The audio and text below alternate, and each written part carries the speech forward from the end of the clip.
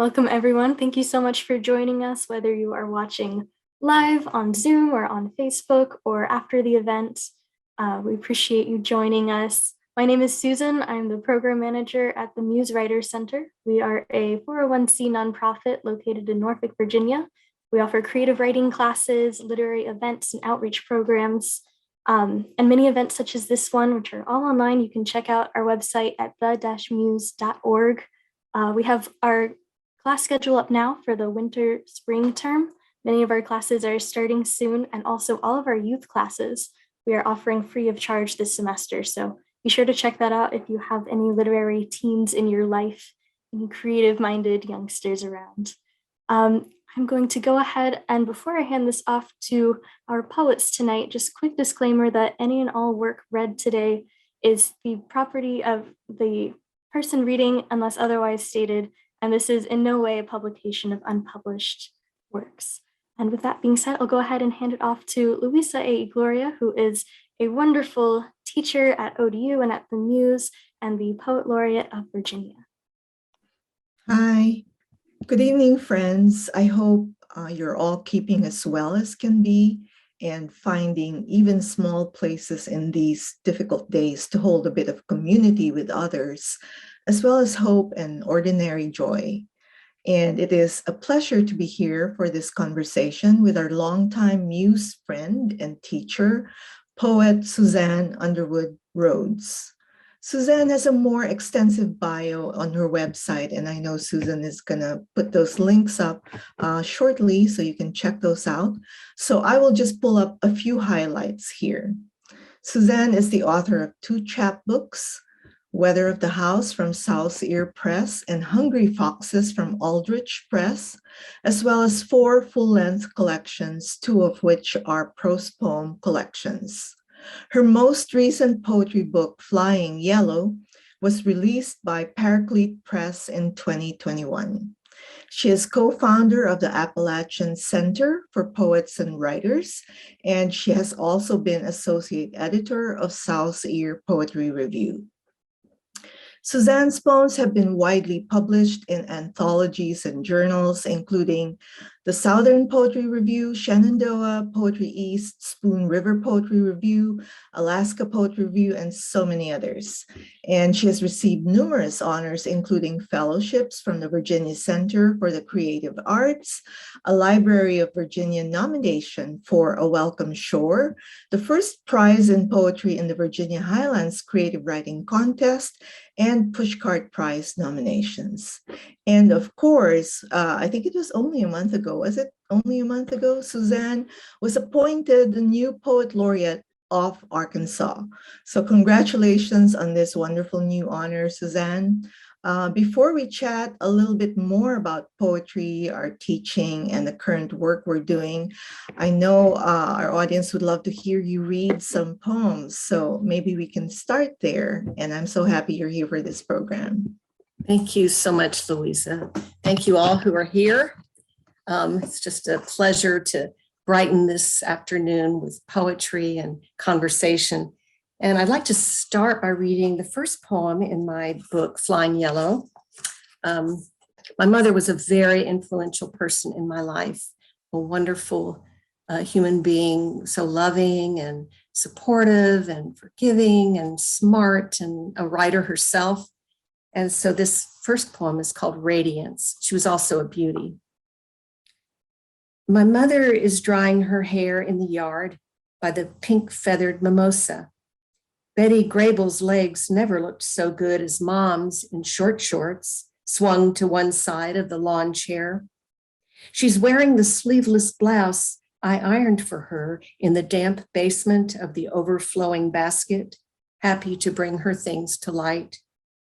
Most days, stories and poems from her hand overruled the laundry, outlived my stepfather's complaint and his ashes. I'm 13 and moved to write a poem about her, my queen, not seeing she'd grow bald from sickness, seeing only rubies catch fire in her comb. At her feet lies the coiled garden hose. She's closed her dreaming eyes, heavy with sun. I'm watching from a space between curtains, to let the words alight. Let the eyes on the wings feast on her radiant hair. The next poem is called Cutting Hair, speaking of hair. It's one people are pretty familiar with because I like to read it. It's an important poem to me. And the setting is Virginia Beach and Seashore State Park.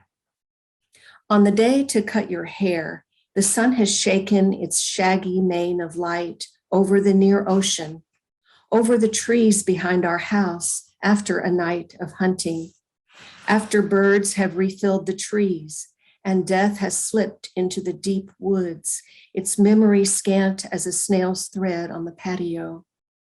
I wrap you in a cape and snug it with a clip. How careful I must be rounding your good ear with scissors, the ear my tongue loves to kiss, apricot sweet, and loves too the bad ear and its ghosts. I thread your hair with a comb to gauge length, silver in my loom. I cut your hair in rhythm, remembering the day you shaved what was left of mine, how we walked on a trail through the marsh, through tufts of fog, and I was slow as soup of low tide, slow against your arm, remembering what it was like not to lean, to be bright in my bones. I see light differently now, painting the branches behind our house early, before you're awake.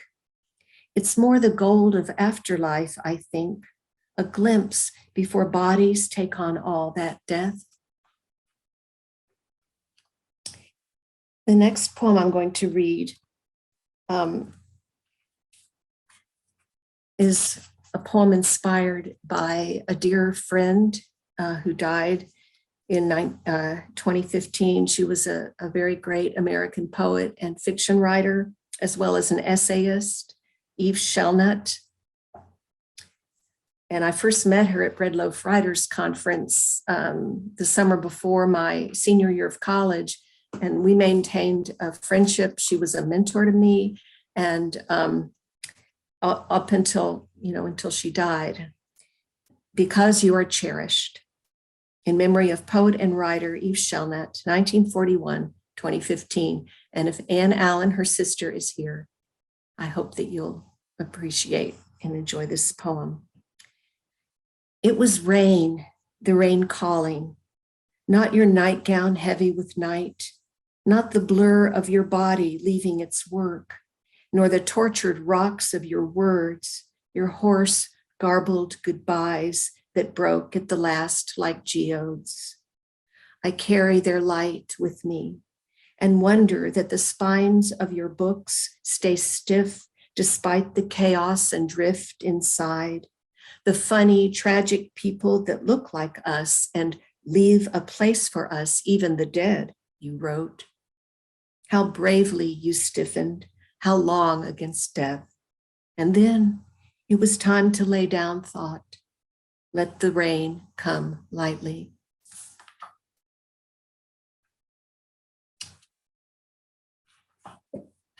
If you're a poet or a writer, you know how often you might just look at a blank screen and nothing comes, or you even worry that this poem is going to be your last and maybe another one's not going to come.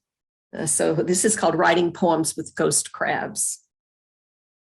They freeze by their holes for many maddening minutes, obsessive, holding time itself in ghostly pinchers, as words themselves will stall and fix on nothing.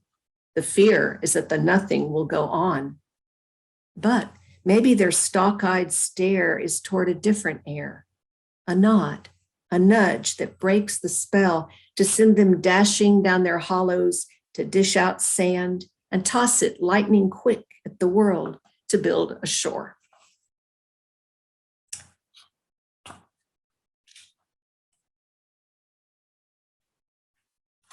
I have a friend who's disabled and had a dog, her companion, and the dog took on her disability. And so this is called Shirley Spaniel. To be a priest is to widen your arms to hold the great sorrow. The stillborn hour, the hour night fell like a drunk along the canal, slipping into the black mouth of oblivion.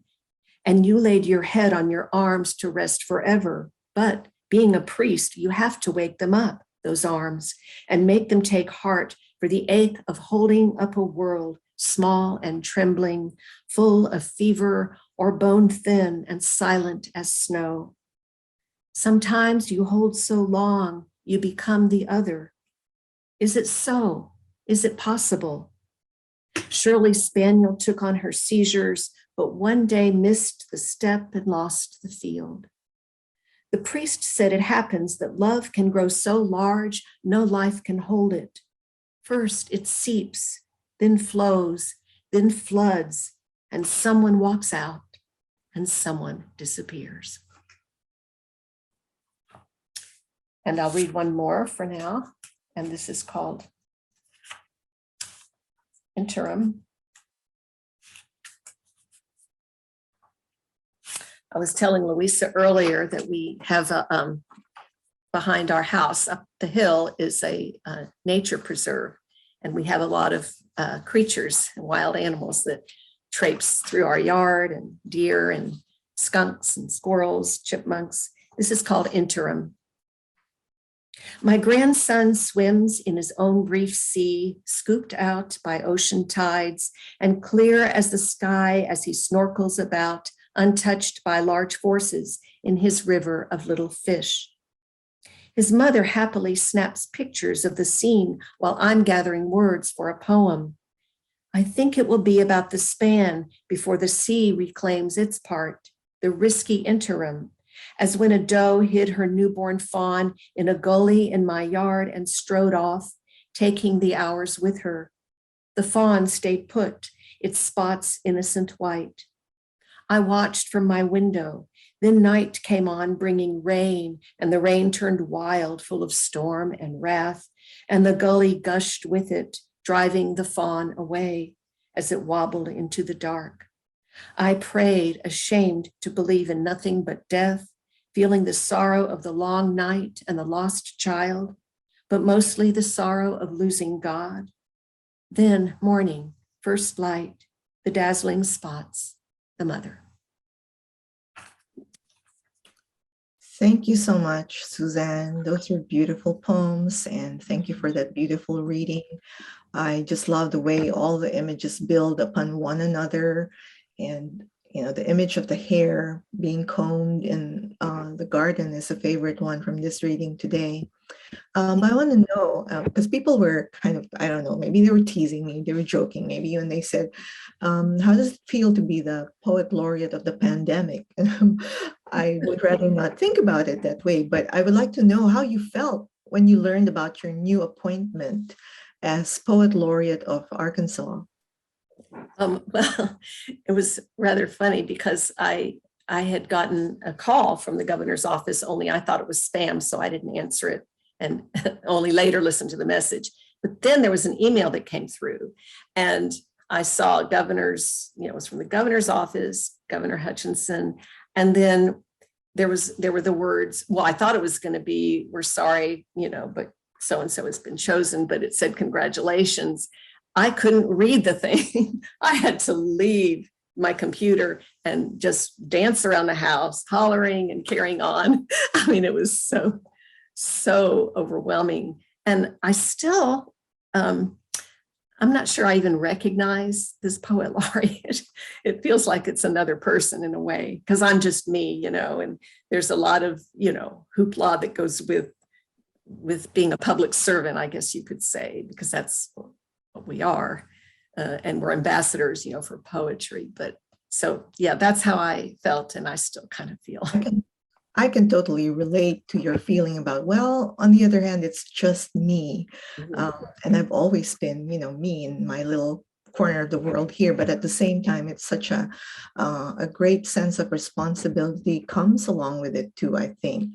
And besides the National Poet Laureate, currently it's the wonderful Joy Harjo who is serving There are many poets laureate designated across the nation. So there are county poet laureates, there are city poet laureates, like in Richmond, which just last year, I believe, created its first ever poet laureate position. And of course, there's poets like you and me who are state poet laureates. There's also the National Youth Poet Laureate Program coordinated by Urban Word in New York, through which the inaugural National Youth Poet Laureate Amanda Gorman was selected. And in Hampton Roads, the organization partnering with Urban Word to select the Hampton Roads Youth Poet Laureate is Teens with a Purpose. And I believe they're actually in the process of collecting applications right now. Now, in Virginia, the position was established in 1936 by the General Assembly. And the state poet at that time, state poet laureates were appointed without external consultation. So they were just appointed.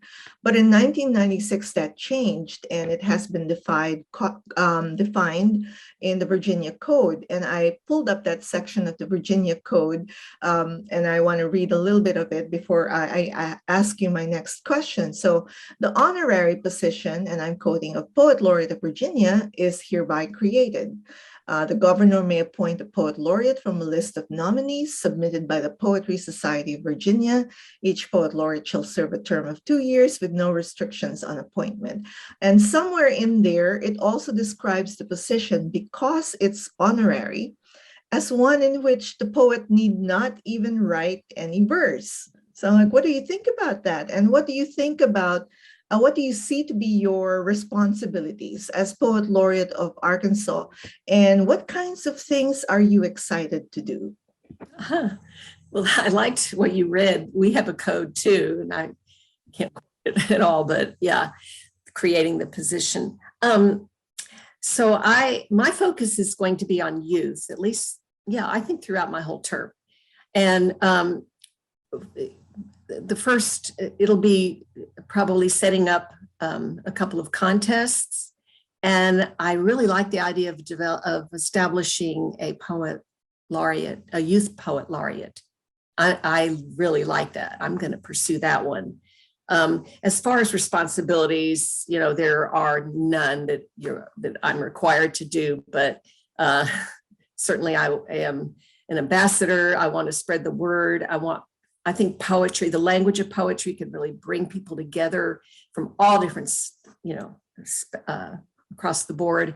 And that's a passion of mine, is to just show the power of language to unite us and to inspire us and to make us listen to our lives better and to look around us more keenly, and to just enjoy words because they're so great. I'm excited about opportunities to be able to speak and read and cultivate younger poets, some opportunities that are opening up there. One project I'll mention quickly is Arkansas is a beautiful, beautiful state. It's called the natural state, but it's also the 4th poorest state in the country. And so one of my goals is to reach students 1st grade through 12th grade who live in the poorest cities and counties of Arkansas. And I've got a couple of, I think, pretty spectacular ideas in mind that I want to implement. But I would also like to say, and it occurred to me as I was thinking about your question, Luisa, that I was a girl who could relate to some extent to the children that I'll be reaching out to. I am a child of divorce, and my mother, who was a working mother in the 50s, actually, made very little money and sometimes couldn't even afford the rent. So it was pretty rough going. And then when she remarried, my stepfather was an emotionally wounded man and an abusive man. And so that was difficult, but I discovered the life of the imagination, and that was the world that I would go to. And it was a wonderful world. And that's what I guess I would like to really bring forth to the students in those schools, that not that it's going to put food on your table, but it will afford you some pleasure and be able to glimpse joy, because there's always joy in everyone's life if you look for it. Yeah, well, a lot of what you said also resonates with me in the same way. I am also doing a lot of youth poetry-centered projects, and I've been really happy at all of the results that are coming in. My Young Poets in the Community project, they have until the end of June to do this, so I'm very excited to see what else they're going to do, because they look at the world. They have such clear visions of what kind of world they want for the future also. So that really is heartening to me.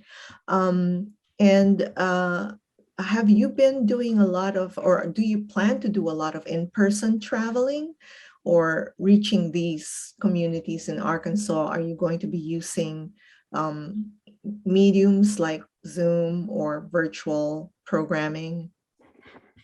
Well, we'll see. I do have something coming up that will be, well, it's about an hour away. So I'm just not sure. I'll just have to see how the invitations or opportunities come in. And I certainly would like to, if finances, resources permit, able to visit schools and kids. I would love that. Right. Well, we've talked a little bit about your plans to be this statewide ambassador for poetry, but I want to talk a little bit more about how this position, if at all, might have changed or shifted anything in your relationship to your own writing. Do you think it has, and in what way? Well, for now, it's like a whirlwind. And I also make a living by I have my own independent editing and writing business, as well as teaching at the Muse. And so these activities also require my time and attention. So right now, I'm just jotting down impressions and things that I will, when things calm down, I will return, because I'm never happy unless I'm writing poems. So I see that there's going to be, we'll have to kind of part the sea to be able to find that path and make those poems. Right. And as far as I'm concerned, in relation to some of that same question, I think it's also made me feel a little more intentional about the ways in which I share my work with others, because of the way the position is defined as this ambassadorship for poetry, putting poetry much more in the public eye. And I think the opportunities for sharing this work can be more carefully thought out, because it's before us. So that for me has been maybe a little change. I guess it's not a big change so much as it highlights this aspect of what we do when we share our work with others. That's a great point. Yeah. Your poems have been described as passionately interested in themes of, and I'm quoting, the natural world, the psychological contradictions and complexities of human personality, and Christian spirituality. So I wonder if you could perhaps read a few more poems about some of these subjects for us. Sure, I'd be happy to. Thank you. Yeah. So my book is divided into 4 sections. Incidentally, the first was my family and bloodlines, you could say. And another section is different interesting characters, people from literature and so forth, and history, some persona poems there. A third section is nature poems. And then the last are more explicitly religious poems, I guess you could say. Although I think there's a spiritual element to most everything I write. So I'm going to read Gray Distances. I don't know if you've ever been to Pea Island Wildlife Refuge in North Carolina, but it was recommended to us, and so we went there. back when I lived in that area. And it was a very cold, bitter, drab gray day. And I was really, as we were hiking in this area, I was just kind of mentally reaching for something that could be a poem, and nothing was coming until we came to the swans. And so this is Gray Distances. The loneliness of their long whistles, the sound full of their whiteness. Even in community, they are lonely. Miles of loneliness across the rain-beaten water as they have come to overwinter, to fly the gray distances from there to here, to be the wings of longing, to plumb the sky and sea, landing and leaving like arrows from the bow of God, the air crying for love of swans. As far as contradictions go, this is a poem about the first African-American female poet, Phillis Wheatley. And I had read about when she was basically dying, two ladies went to visit her, and the poverty that she was in was so shocking and sad. This is called Two Boston Ladies Visit Phillis Wheatley on Her Deathbed, 1784. Here, Mistress Sewell, take my arm and come close. See how low she lies, beyond reach of fame or friend. Oh, never mind the mice. Let us honor pure genius. It's she who acclaimed our town with her vaulted rhymes and bannered the great names. She, the sabled darling, the church's pride, and yet looking across oceans, knowing the contradictions, she wrote other poems. Yes, contradictions. As a slave, she soared on her charmed quill, petted by the mistress who immersed her in books, praised by a countess and the good Mr. Franklin. Yet in freedom, she was slave to floors and chamber pots. And where, you ask, might her husband be? He who wore the lace cravat and owned fine books sinks in a debtor's jail. Perhaps too clever in the eyes of our race, he is. No, she can't hear us. Alone, apart, African in soul, she dreams, I think, of a land not cold as this. I'll read two more. As a Christian, there are two very important elements to my faith. One is the importance of forgiveness, which I call the crown jewel of my faith. And this poem is called Onions.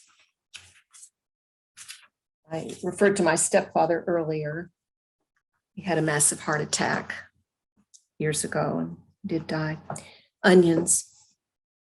The ground is winter, though the day is March. In one hand, seeds, in the other, a trowel. Because when your father is dying, you're going to plant onions in frozen dirt. Onions make sense in a time of coma. Stab the dirt, claw it, stab and claw the cold riddle begun in violence when you were small, that you papered over, hoping to hide from the others, fool them in motley layers of self. No one could know what was down there below, quivering a naked snail. And he wasn't even your true father. But keep digging past every bitter loss, and maybe you'll find it's really God under the sheets, and your father, his heart crushed, sleeps forgiven. The other thing that I value, and I think God values, is when we can own up to our own misdeeds and sins and things that have hurt other people. And that kind of honesty and self-examination can be very painful and difficult. And this poem expresses my experience with that. I was in Utah visiting my daughter, and we went camping in this amazing kind of Martian place called the Valley of Goblins in Utah. And if you get a chance to look it up on the internet, you'll be amazed at all the formations. And this is Sorrow in the Valley of Goblins, Utah. This is where I met what I had done, and with tears in the bone-dry gulch.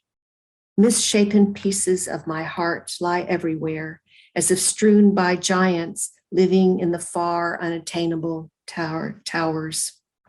What burning in the valley? The rocks burn red from the sun's fire and stand discreet like souls isolated by pain, a prison of gargoyles, mute and blind, bleeding their terrible deep shadows. And you who I left to go your way, I see and don't see, walking among bodies so strange and familiar, animal and human, but all rounded and without rage, for the constant wind has done its work. Perhaps a sign of grace for when we climb back up. Wow, thank you. That image of stabbing the soil as you plant onions while father is dying is just very riveting.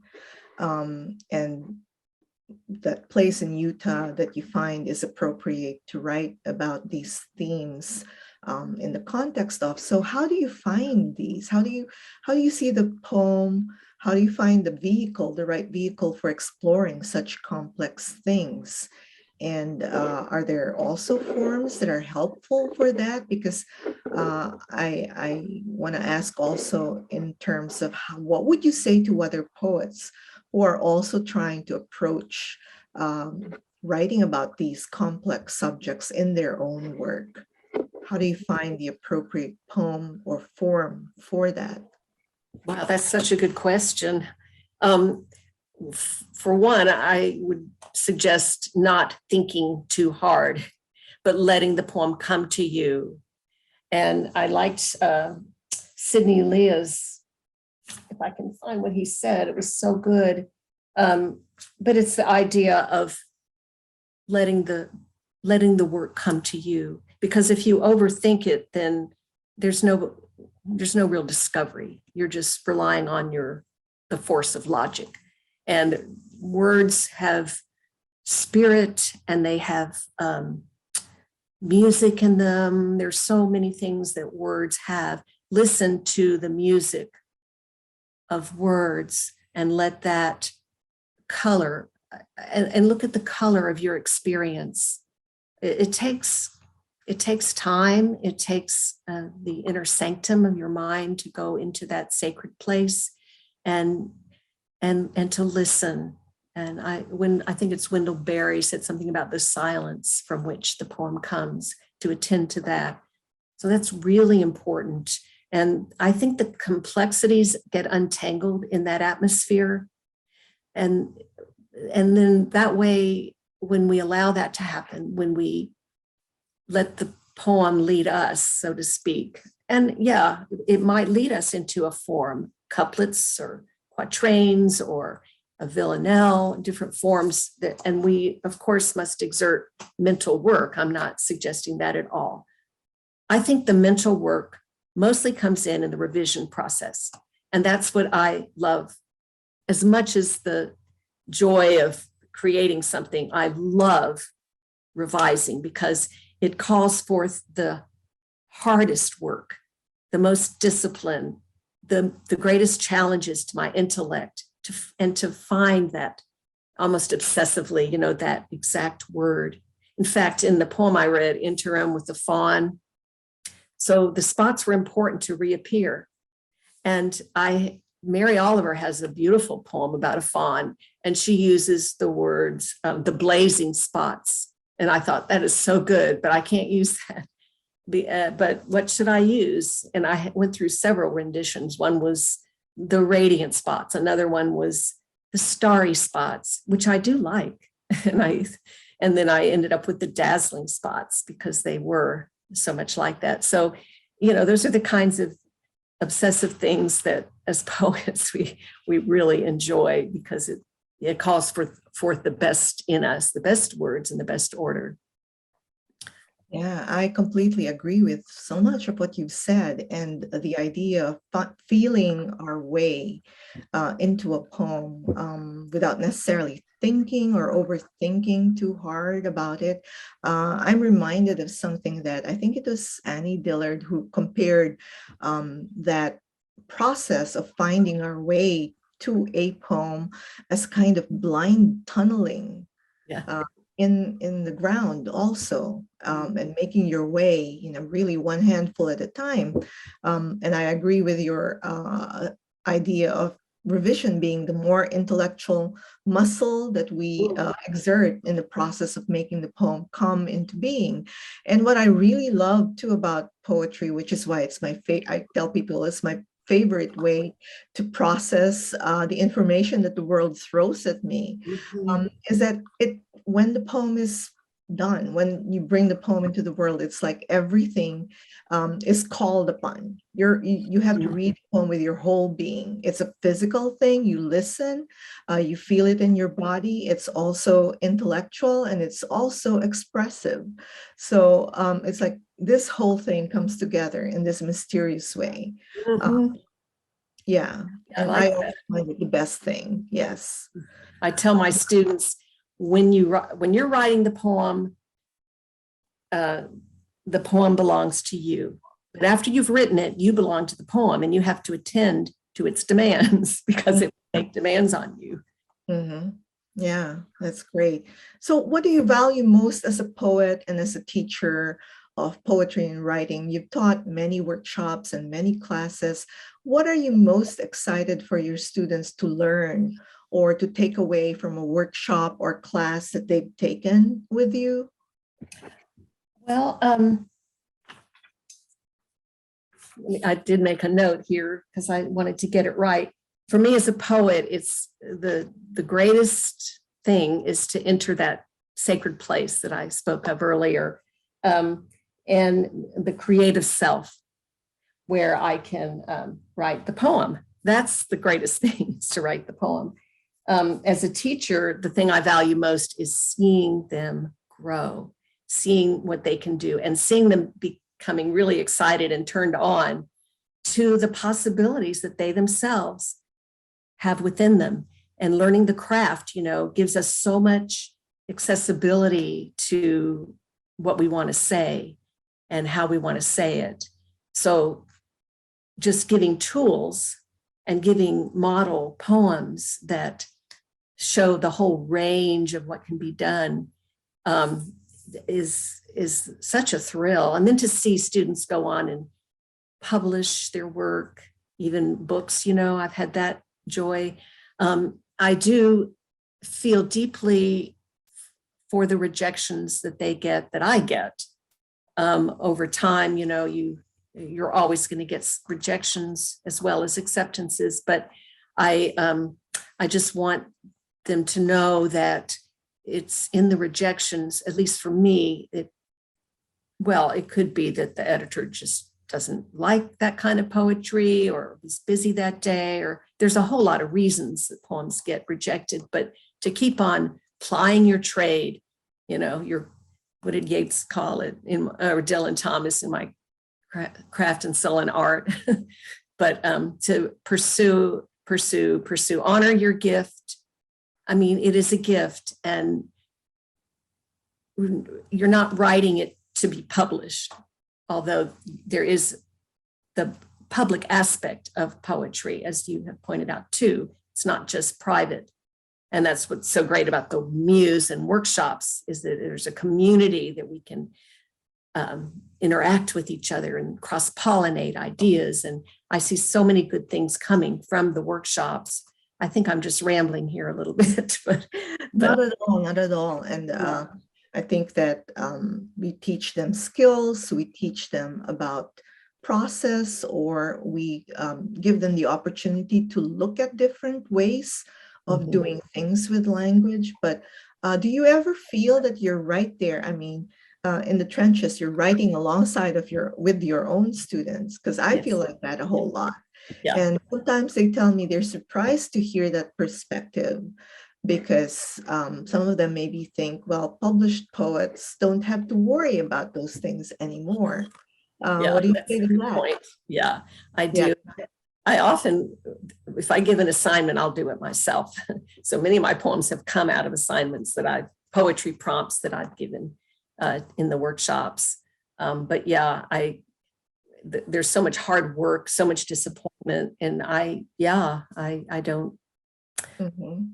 Well, this is something that I may not have thought about earlier to ask, but I'll throw it out there because it came to mind. Is there a favorite writing prompt or two that you like using with your students that you have seen to be really engaging and really productive and has been successful every time? Are you willing to share one of those maybe? I think I've had good success with writing about the other. It could be a creature, an animal, a strange animal. It could be a person who's very other. It could be God or, divinity or something transcendent. It could be something inside myself that's other. And so I like that prompt quite a lot. And I think I've gotten some good poems out of that. Also poems, I love poems that are rooted in places, as many of my poems are. And I get good results from poems that are about a house, a metaphorical house. I do like to push my students to layer and to look at something beyond, what's immediately there, but house is metaphor for my life, or the strangeness, like the Valley of Goblins in that instance is a metaphor for that internal processing of my own guilt. And so that's where I always want to take my wonderful students. And yes, that's always so productive to think about those things. And I agree with you also that what you're writing about, the surface aboutness of the poem may not necessarily be its true subject. So I also ask my students, what is the real poem behind the poem that you think you're writing? I think good. the same thing as you describe in trying to arrive at metaphor and trying to arrive at what is behind the story or the narrative or the picture that you are addressing in poems. So yeah, that's a very good way of expressing it. mm-hmm. Well, I think maybe some of our audience have their own questions for you. I see one comment actually in the chat. Fred Levy is bringing us a quote from Leonard Cohen: "God is alive, magic is afoot." But I would like to invite other questions from any of you who would like to take this opportunity to ask Suzanne more directly. Anything? And I think we should be able to see that in the chat, right, Susan? Yeah. Well, maybe would you mind reading one more poem, Suzanne, your choice, while we're waiting for maybe a couple of questions from our audience participants? I'll read the title poem, Flying Yellow, trying to catch the glimpse of something bright that seems to be beyond logic. Flying yellow. Following, then losing the leaf gold trail, I have no way to know if up will lead us out. We see only downward, and down is deep. I'm questioning my footfall and lean against my stick. You've gone ahead to test the ground. This body, not used to weakness, feels alone. It's a person in its own right, wanting to bless the mind, slipping on scree to say, trust the light. But the mind shuts its ears, knows better than that foolish, stricken body, and couldn't catch the flying yellow day if it tried. Wow, yeah, that flash, that glimpse of something mysterious and shining, that ineffable thing that we are always trying to write towards. That's great. There are a couple of questions in the chat now from Gloria Tran. Do either of you, do either of us, she asked, get compensation for your expenses related to your poet laureate positions? I'm going to very quickly say in the poet laureate position for Virginia, there is no compensation. I was just lucky this year to have received one of 20, I believe it 24, 23 poet laureate fellowships that you can apply for if you are a poet laureate of a city, county, or state. So without that, I don't think, I don't know what I might have been able to do, but it certainly makes a difference to me to be able to do these projects with some extra support. What about you, Suzanne? Yep, same here. There's absolutely no financial compensation that goes with the office. And I'm looking at some opportunities to get some funding so that I can accomplish the goals that I want to pursue. Right. Although I hear that in other counties or cities or states, they do, some poet laureates actually do get some kind of honorarium. So it varies, quite greatly. There's another question from... Is that Pamela Cranston? Anne Allen. I'm taking them in order. Anne. Oh, good. Yeah, Anne Allen. What do you do when you run out of ideas and feel dried up, no poems coming forth?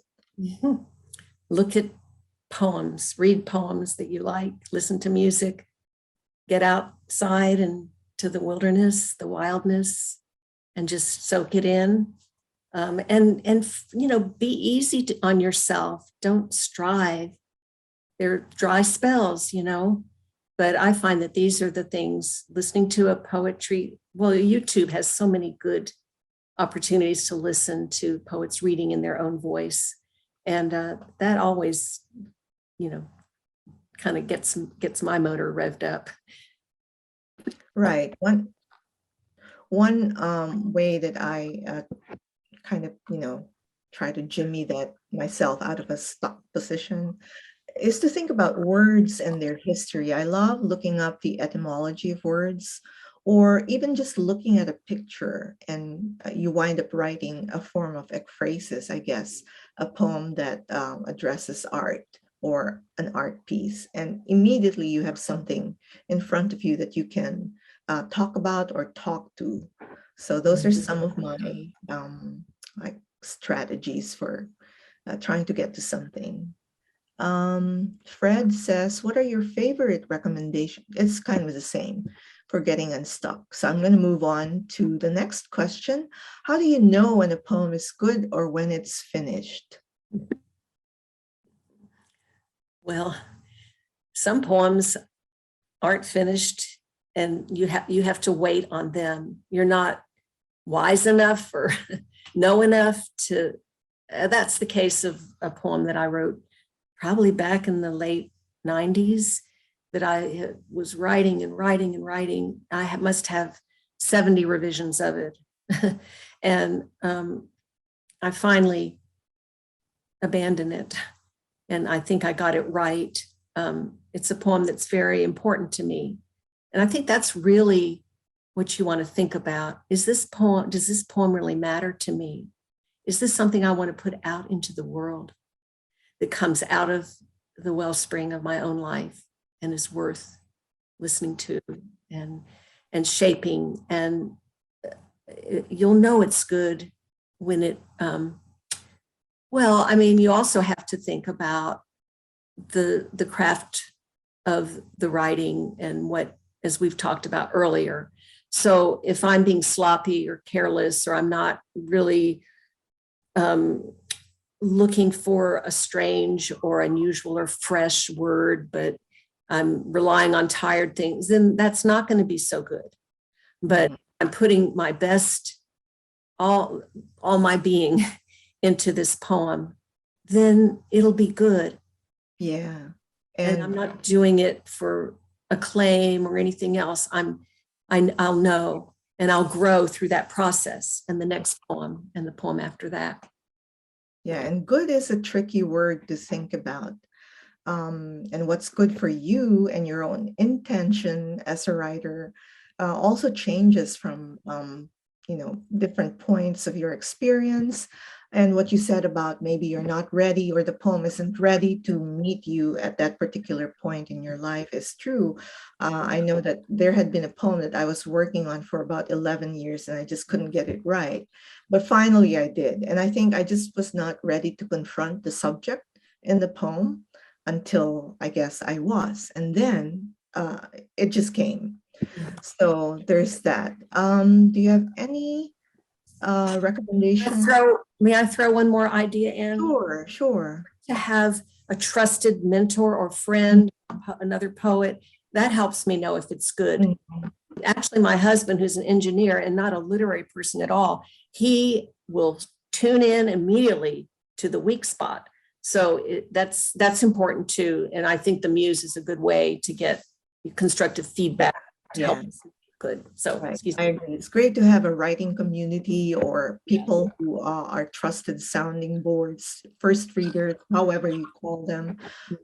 And the idea of them not having any similar personal investment of the poem allows them perhaps to see things or hear things that you yourself may not be able to because you're so close to your own material.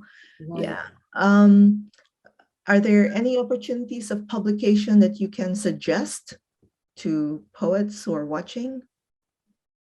Well, I do tend to look for those opportunities, and I send them out to the students in my workshop. Right now, there's just so many that come to mind. It depends on different levels, but it's always good. It's just a good practice to think about that this poem needs to find a home. And there's plentiful resources on the internet, all the way from poems, journals that are very accessible and welcome new writers to, the high level journals, the top of the heap. And Luisa, you had a poem along with some other poets in poetry recently, didn't you? Yeah, that's so great. Congratulations. Yeah, thank you. And that was also a neat thing because it was the product of a collaboration. They were trying to produce that issue, I think, as an issue dedicated to Poets Laureate. And they asked a group of us if we wanted to basically play together in a poem. And that's really fun. I really like that collaboration. Yeah. But I think also it's important to learn kind of the tricks of the trade in terms of composing your cover letter, and being very selective about, looking at the journal and the kinds of poems that the editor wants. In Arkansas, we have out of University of Central Arkansas, one called Slant. It's all poetry. They publish a lot of it. I would recommend that as a good one.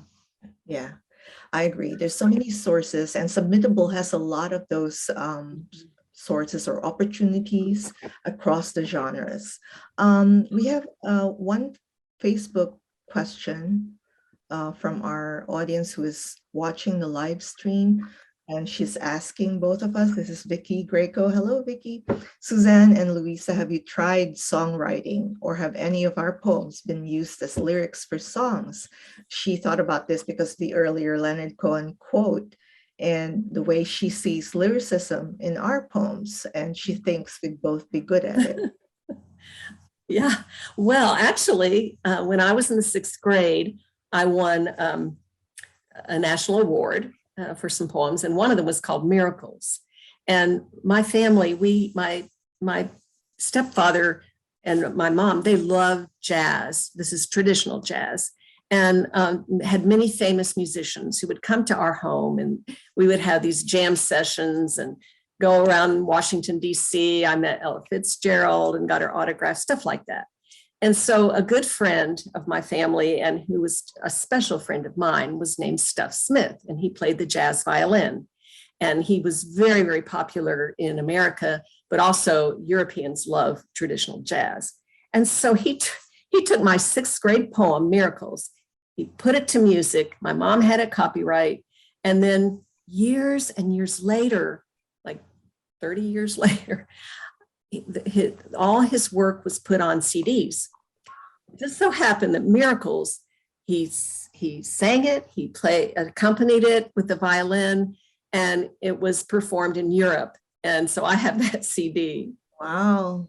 Also wrote a song called Lear's Song when I was teaching American literature. I love King Lear, that story. And a friend where I was teaching at King College, now university, Brandon, a musician, he put it to music, and it was so, and then he sang it with the band, his band, and oh, it was just marvelous. So I wrote, I do like writing songs. I just don't know how to do the tune part, but the lyrics.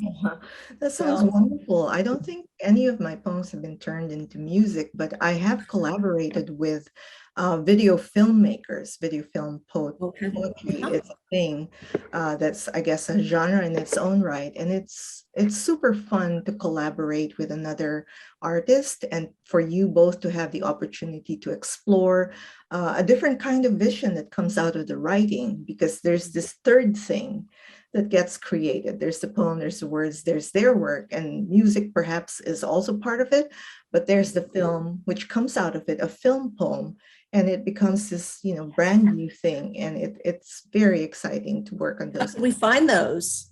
There is a repository called Moving Poems online, and it's a repository or archive of video film poems. Okay. So there's lots of things there you can explore. Yeah. And I know we're coming to the end of the hour, but before you go, Suzanne, can you tell us a little something about what you're currently working on, or are you looking forward to a new project? What are you looking forward to? I'm working on a new collection, and I have managed to write several poems. I shared a couple of them in this reading. So yeah, that's what I'm doing. Well, that's been very generous of you to share new work, and I can't wait for the new book, the new manuscript to be in our hands in the world. Thank you so much. And there is a link that Susan has just dropped in the chat to Moving Poems. Thank you. Thank you everyone for being here. It's been lovely chatting with Suzanne and listening to her read from her poetry.